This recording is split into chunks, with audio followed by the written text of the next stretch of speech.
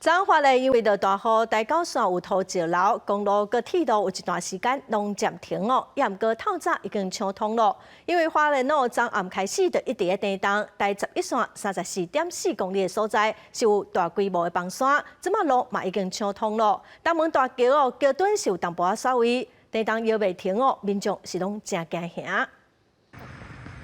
比人较悬的大石头落落来路面，22号暗时7点半左右，在11线34.4公里处大规模落石，2点钟了后排除通车。23号透早又搁出现零星的落石。附近的民隧道嘛有落石，徛着厂商到场来排除。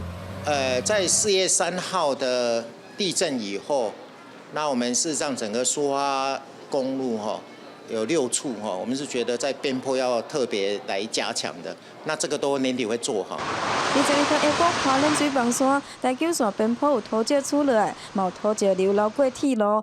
铁路公路一度中断，经过厂商公路伫咧长暗6点半拍通，铁路则是伫咧半暝3点通行，毋过火车5点真严重。花莲前往树林的自强号列车延误65分钟，有台东的民众要去新北市改买南回票的车票，发现北回抢通又过来换票。讲就是通了，我就赶快退那个往高雄新左营的，然后再买那个往北回的。 22号暗头仔起，花莲地动真济，秀林乡东门大桥出现水泥条，有必顺桥梁前后位移的状况。平的，就是移位了，都移位了，错开了5点昨天的5点，一直到凌晨，到现在还是有余震啊。在中间那个有到5、6级吧。 伫定永附近的水莲川嘛，因为摇甲真厉害，真侪独居的是大人唔敢返去厝内困，真侪花莲人拢讲规夜拢歹困。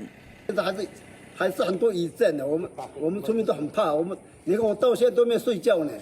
迄伫地动还佫有明显的雨势将要到，伫咧进前的地动还未修好的厝，可能佫因为天灾增加新的变数，嘛花莲人真烦恼。记者综合报道。